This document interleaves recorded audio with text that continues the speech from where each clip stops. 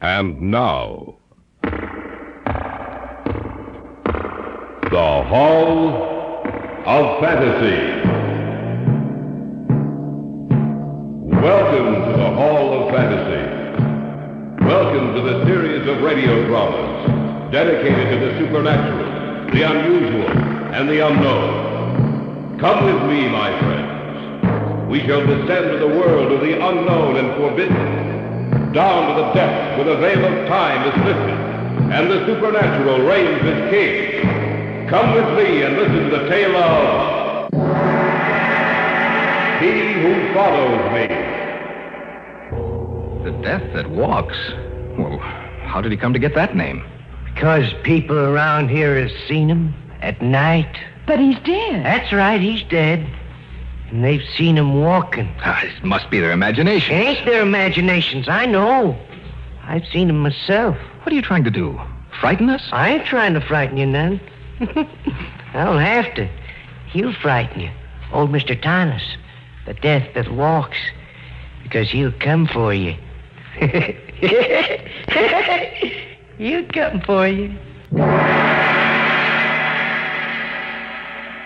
In just a moment, the Hall of Fantasy will present He Who Follows Me. And now for our story. Adapted for radio by Richard Thorne, entitled He Who Follows Me. I have before me the diary of a dead man. He and his wife were my best friends. The words he has written down tell a tale so fantastic it's almost impossible to believe. Yet I know that Bill and Helen Mason lived the last few months of their lives in dread fear of the slow steps that followed them. It is late evening as I read his words. I have come to their house, now so empty, and sit in the large, overstuffed leather chair in the library. Outside, rain pummels against the side of the house. The wind blows the fall leaves from the trees, and the sound of thunder gives vent to the anger of the storm. There's something in the house. A tension. A fear, perhaps. I feel almost as if unseen eyes were watching me. As if someone is here with me. Here in this room.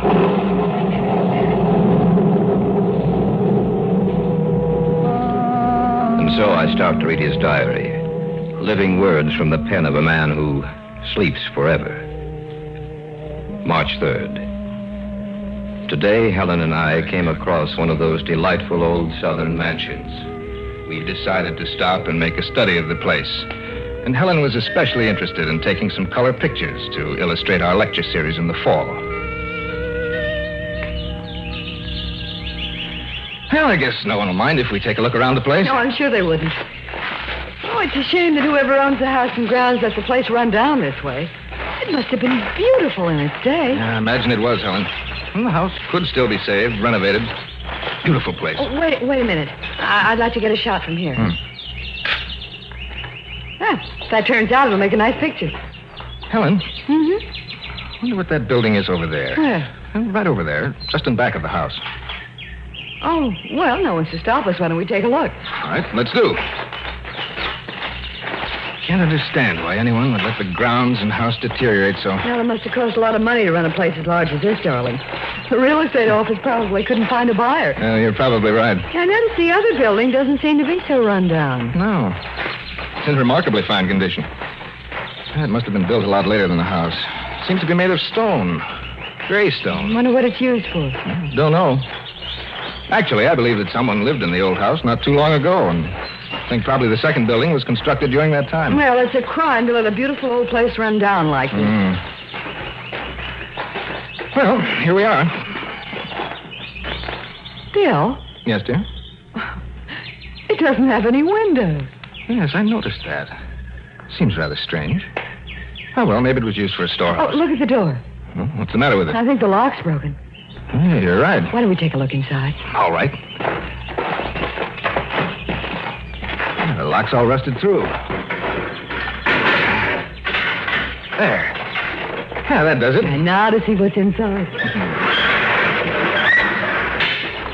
Well, there might not be any windows, but there's a skylight that lets in the sun. Come on, let's go in. All right. Ooh, it's so cold in here. So I noticed. Helen... What's that in the center of the floor? That's just what I was going to say. This isn't a storehouse by any stretch of the imagination. It's a mausoleum. That thing in the center of the floor is a sarcophagus. Stone coffin. There's nothing else in here. Just that thing in the center. And yet I feel as if it's crowded. As if there are things here that we can't see. That's nonsense, darling. Hey, look, notice how the sun falls across the head of the sarcophagus. Yes, I wonder if we have light enough to take a picture. I doubt it, but you could try. Well, I might as well if it turns out that... What are you two doing in here? We noticed the lock was broken, and so we came on in. You shouldn't have done that. Why not? We didn't do any harm. I'm sure of that, but he won't like it. Who won't like it? The thing that sleeps in that stone coffin. What are you talking about? Just what I said. You didn't notice the writing over the door when you came in, did you? What writing? You didn't notice it then. That's a shame. Because you didn't know what you was getting into. Getting into? Look, I'm sorry, but I just don't understand. We didn't hurt anything. We're not intending to steal anything. Well, that don't make no difference. He doesn't care what your reasons were. Who is he? They called him Mr. Thomas when he was living. They call him the death that walks now that he's dead. The death that walks?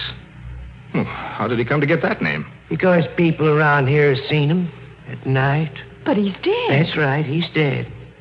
And they've seen him walking. That must be their imagination. It ain't their imaginations, I know. I've seen him myself. What are you trying to do? Frighten us? I ain't trying to frighten you none. I don't have to. He'll frighten you. Old Mr. Thomas, the death that walks. I think we better go, Bill. You don't believe what I'm telling you. That's all right with me. I don't care what you believe, but you listen to what I'm saying now. If I was you, I'd get away from here as fast as I could. Not just from this place, but from the town, from this part of the country. Why? You want me to tell you a little of the story? Yes. All right. Maybe you'll believe me then. Old Thomas came here from someplace in Europe. I say old, but he really wasn't old. Just seemed that way. He brought the house and grounds here and had them cleaned up till the place looked like it was brand new. Then he started building this here building. There's something funny about Thomas, something in his eyes that made you frightened of him. His eyes, they looked like the eyes of a dead man. He didn't act like anyone I ever knew. He was always talking about death, always telling me he could come back after death. I was the caretaker then, just like I am now. After this building was completed, I used to watch him at night when he'd come out here. It seemed like he was in some sort of a trance.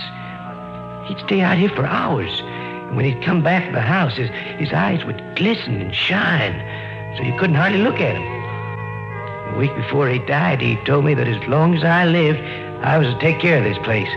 Because if I didn't, he'd come back and kill me. And then he died. Just like that.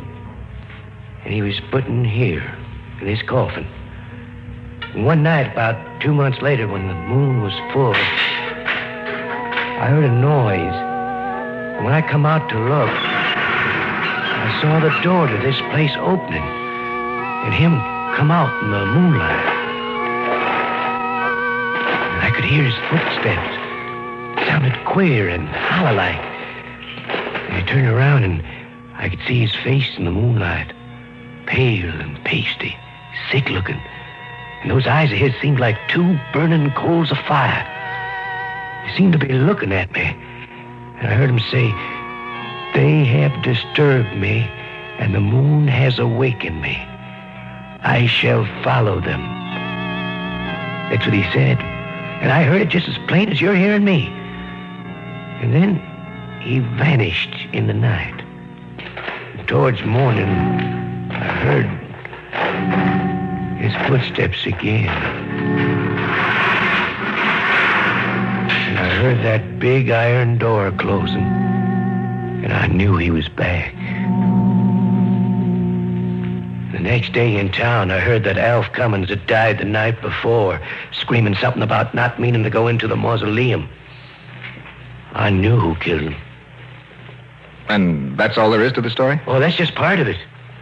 It's happened again and again in the last 10 years since he's been dead.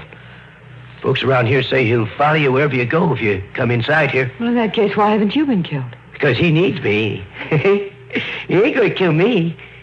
But if I was you, I'd get out of this part of the country just as soon as I could. Let's go back to the hotel, Bill. Yes, all right, dear. You going to get away from here?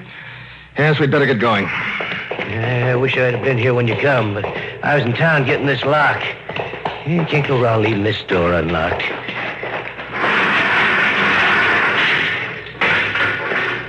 Yeah, that ought to satisfy him. There's the inscription, Bill. Yeah, that's the writing, I mean. Got a nice sentiment, ain't it? If you enter here, into the realm of death, I shall follow you and bring him with me. March 3rd, later. I sit here and write these words. It's quite late and the moon has risen full in the sky. Helen is standing by the window looking out. For some reason, I am frightened. And yet I know that a few months from now I shall only laugh at the memory of my fright. However, in the morning, I do believe that we will leave this place. All through? Yes, for tonight at least. I think we'll be leaving tomorrow, Helen. Oh, I'm glad. I don't believe the caretaker story, and yet I'm afraid. Yeah. It's a beautiful night. Yes, isn't it? That moon's so big and full that it could... Bill. Yes, dear? Look down there at the street. There's a man down there. Oh, there's nothing to be... Bill! He's looking straight up at us and pointing to us and... Look at his face, Bill. Look at his face. Pale, pasty looking. And his eyes like two burning coals of fire.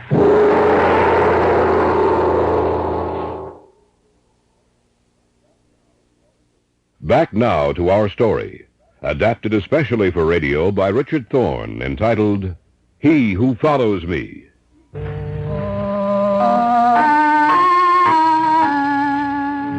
As I read these pages, the words stare up at me, and their formations bring to life a nameless terror which I feel all around me.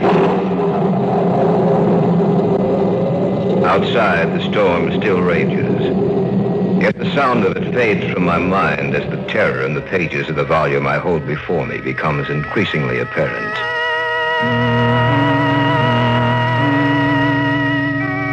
March 3rd. Still later.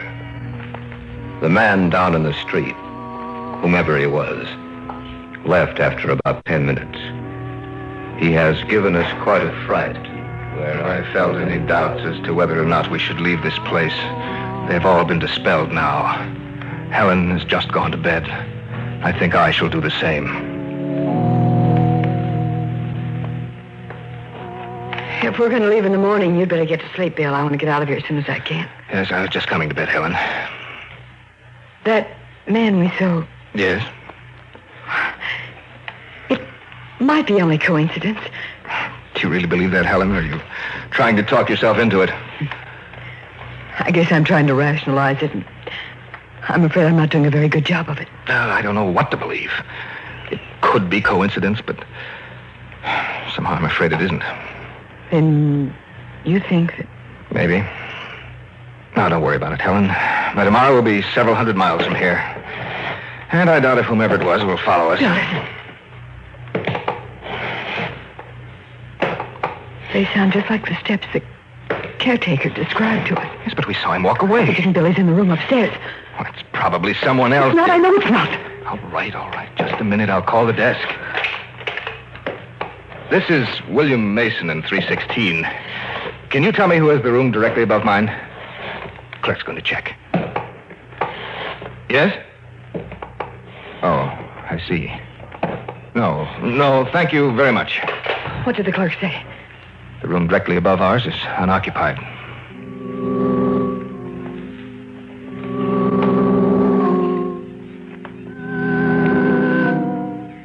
March 4th. We left the hotel a short time after we heard the steps. We went immediately to our car and drove all night and all day, and are stopping now in a motel almost 1,000 miles away. It's reassuring to know that he could not possibly follow us. I am very tired. We'll go to bed and get an early start in the morning.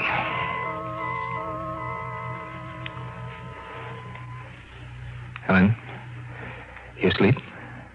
No. What are you thinking about? The words that were written above the mausoleum door. If you enter here into the realm of death, I shall follow you and bring him with me.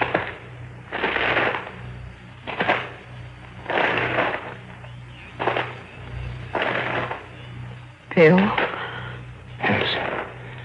Yes, I hear them too.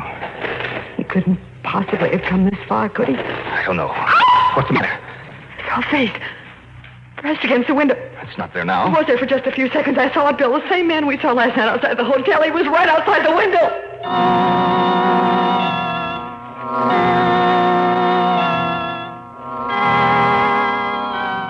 March 5th. This morning when I went in to pay the bill, the man who owns the motel said a strange, pasty-faced man had been in earlier and told him to tell me that he would follow me.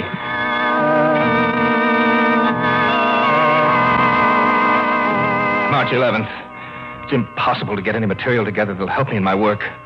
Everywhere we go, he's there also.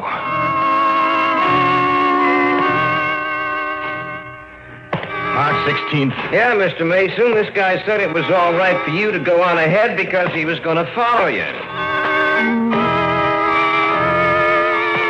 March 22nd. No, he didn't leave a name. He just said that he'd be in touch with you.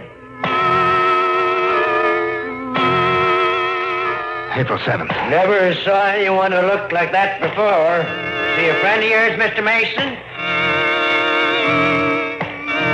April 18th. He said he'd follow you. April 29th. Told me to say he'd follow you. May 15th. Follow you. Follow you. Follow you. Follow you. Follow you. Follow you. No, I can't stand it. I can't stand it.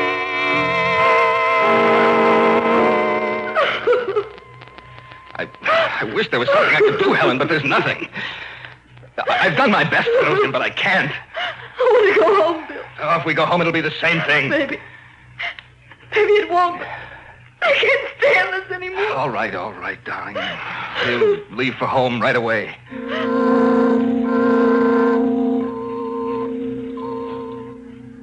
June 23rd. We arrived home this evening.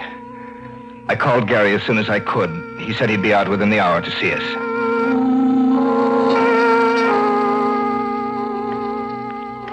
He wasn't able to help us in any way. I really didn't expect any help. I was hoping that he might be able to offer some concrete suggestion as to what to do. However, last night was the first night in months that we haven't been aware of his presence. Maybe Helen is right. Perhaps he won't follow us here.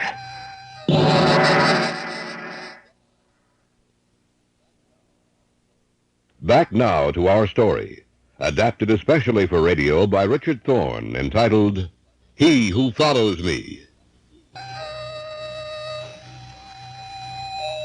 July 3rd. We've not seen or heard anything unusual since we first came home. I feel as a man might feel who has been given a new lease on life. July 10th. Still nothing.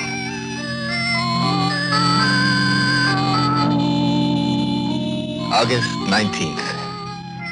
For the past 2 months, a feeling of peace and security has enveloped the house. Helen and I have been able to go around with no sense of danger nor of dread.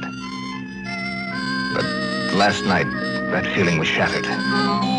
Gary had come out for dinner. It was almost 10 o'clock.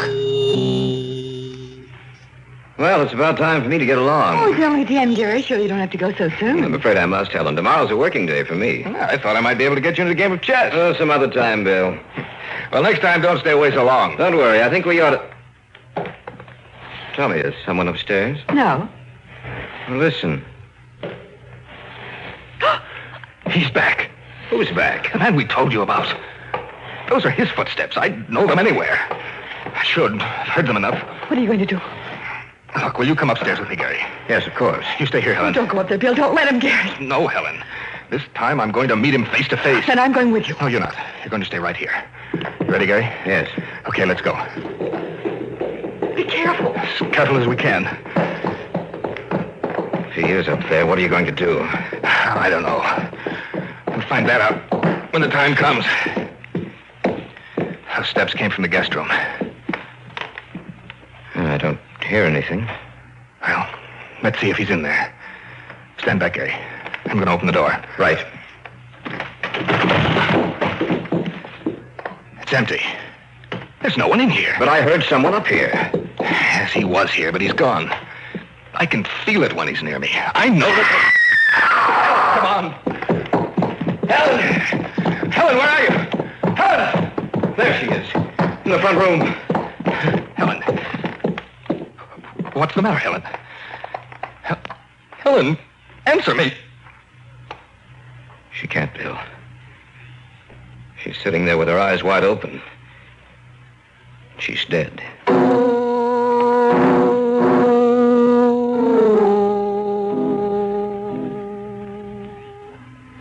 August 23rd.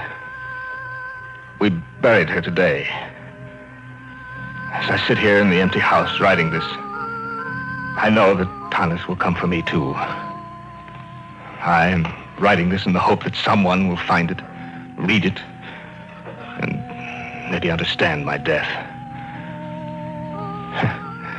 It's lonely here, yet suddenly I have the feeling that I'm not alone. Someone is here with me.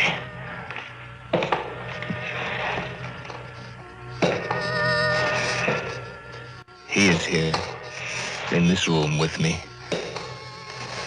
I'm afraid to turn and meet him. To have those eyes of his burning into me. And yet I must. I pray that someone reads this. Perhaps he will...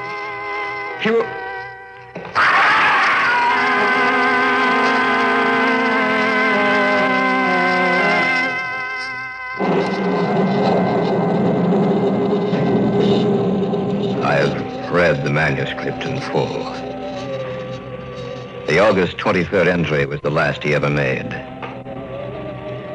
The feeling of creeping horror that runs through the pages has imparted itself to me. And I sense that someone is here with me. Of course, I realize that it's only my imagination. But I can't shake that feeling.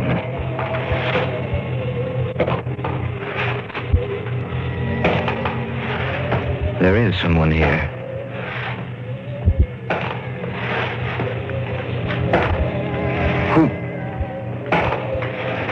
Who are you?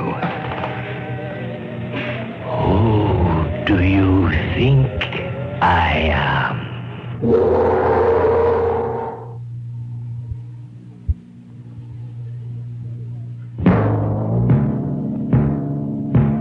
So runs tonight's tale of the unusual, the terrifying, the unknown. Join us again when next we journey down the corridors of the Hall of Fantasy to hear another strange tale of the supernatural. All characters and events portrayed in these programs are fictional, and any similarity to actual events or persons, living or dead, is purely coincidental.